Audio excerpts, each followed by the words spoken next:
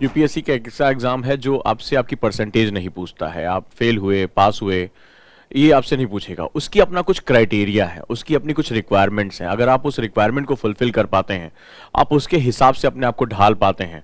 और मैं हमेशा कहता हूं, चेतन भगत ने एक बड़ी खूबसूरत लाइन लिखी है, याद रखिएगा, अपनी किताब 5 पॉइंट समवन में उन्होंने लिखा, if you want to achieve anything in your life, अगर आप अपने जीवन में कुछ प्राप्त करना चाहते हैं, lock yourself in a room for 2 years, 2 साल के लिए अपने आप को एक कमरे में बंद करें, एंड थ्रो द कीज, और चाबी को फेंक दें।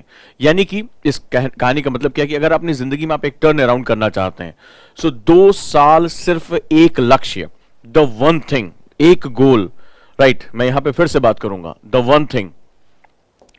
वन थिंग पर आप फोकस करें, द वन थिंग, जो आपकी चीज, जो आपका सपना है, कुछ भी आप अपनी लाइफ में कुछ भी पाना चाहते हैं, सिंगर बनना चाहते हैं, यूपीएससी क्रैक करना चाहते हैं, एंटरप्रेन्योर बनना चाहते हैं, कुछ भी अगर आप अपनी लाइफ में करना चाहते हैं, तो ये कहते हैं कि अपने आप को उस पहले वन थिंग को आइडेंटिफाई करो कि मेरी वो एक चीज क्या है, वो एक सपना, एक मकसद, एक गोल, एक लक्ष्य, एक जुनून, एक मोहब्बत, वो मेरा क्या है। उस चीज को अगर पा लिया, और उसके बाद उन्होंने कहा lock yourself in a room for 2 years, यानी कि मिनिमम अगर अपनी जिंदगी में आपको एक बड़ा मोड़ देना है, आपको अपनी जिंदगी को एक सकारात्मक जो है वो दिशा देनी है, तो कहता है कि मिनिमम 2 साल आप इसमें अब झोंक दो, और lock yourself in a room, इसका मतलब क्या, थ्रो द कीज, मतलब थ्रो द कीज का मतलब है एक कमरे में अगर आप बंद हैं और चाबी नहीं है, तो इसके बाद आपके पास कोई विकल्प नहीं रह जाता कि आप एक कमरे में ही रहें, आपका जीवन जो है वो कमरा हो जाता है। आप कोई विकल्प नहीं है कि आप सिनेमा हॉल चले जाएं, आप दोस्तों के साथ पार्टी करें, कुछ नहीं है।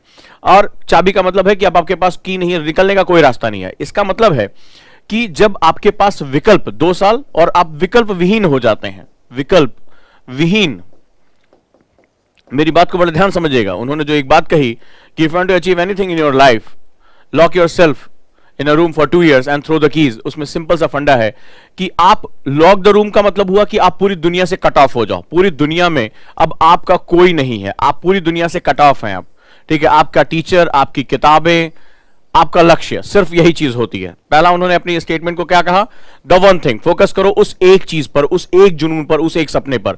हमारे स्टूडेंट सबसे बड़ी गलती करते हैं कि वो एक साथ कई चीजों को आइडेंटिफाई करने की कोशिश करते हैं, मुझे ये भी मिल जाए, मुझे वो भी मिल जाए, मैं ये भी दे लूंगा, वो भी हो जाएगा। नहीं, जिंदगी में जिन लोगों ने कुछ आयाम हासिल किए, वो लगातार केवल एक ही काम करते हैं, और वो ये काम करते हैं, वो सिर्फ पहले एक चीज आइडेंटिफाई करते हैं कि मुझे जिंदगी में इस एक चीज को हासिल करना है, और वो चीज, उस पर अपना दिल दिमाग सब कुछ झोंक देते हैं, एंड देन वो वहां से स्टार्ट करते हैं अगला सेगमेंट, एंड दैट इज, वो अगले 2 साल आपने उनका कि इसमें झोंक दो पूरी तरीके से। और दूसरा, विकल्प विहीन हो जाए, यानी इसका अगर ये या इसके सिवा कुछ भी नहीं। तो ये 3 चीजों पे ही आपका करियर की शुरुआत होती है। अगर आप अपने करियर को लेकर जा रहे हो, तो आप केवल इसी के साथ ही आप काम कर सकते हो, राइट।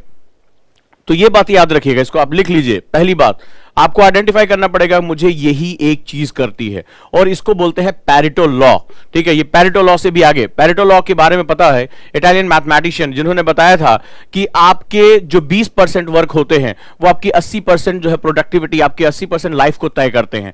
आपके जीवन में 20% लोग होते हैं, वो आपकी 80% चीजों को डिफाइन करते हैं।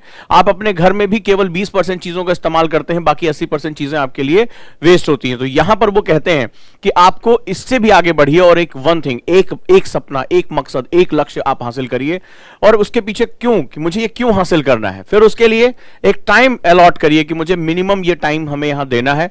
और दूसरा, कट ऑफ, पूरी दुनिया में अब इसके सिवा मेरा कुछ नहीं है, मेरा ये मकसद है।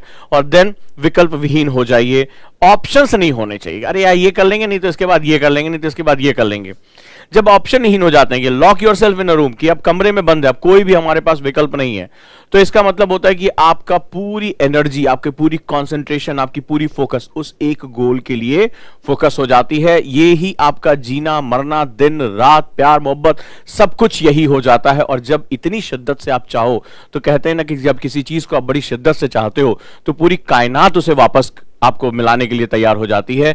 लॉ ऑफ अट्रैक्शन जो होता है यही कहता है कि आपने इतना उस पर फोकस कर दिया यूपीएससी पे, कि अब आपका सोना, जागना, पढ़ना, लिखना, सब कुछ सिर्फ यूपीएससी है, तो कोई दुनिया की ताकत आपको वहां पहुंचने से रोक नहीं पाएगी। यही सबसे महत्वपूर्ण जो है वो मुकाम है। और मेरे ख्याल से आपको ये 3 स्टेप समझ में आ गए होंगे। आप जो भी लोग बिगिनर हैं, जो तैयारी करना चाहते हैं, जिनकी आंखों में सपने हैं यूपीएससी लबास ना जाने के, वो इस बात को याद रखिएगा। पहली चीज, डिफाइन करिए कि मुझे क्या पाना है। दूसरी बात, अपने लिए कम से कम 2 साल निकालकर बाहर करिए कि मुझे ये 2 साल मिनिमम न्यूनतम मुझे देने हैं, और पूरी दुनिया से कट ऑफ होने का तैयारी कर लीजिए। आपके पास अब आपकी किताबें, आपके मकसद, आपके टीचर, इनसे इसके बाहर आपकी कोई दुनिया नहीं है, और विकल्प विहीन हो जाइए कि मुझे सिर्फ यही सोचना है, मुझे सिर्फ यही पाना है, इसके सिवा मैं और कोई ऑप्शन अपने साथ नहीं रखूंगा।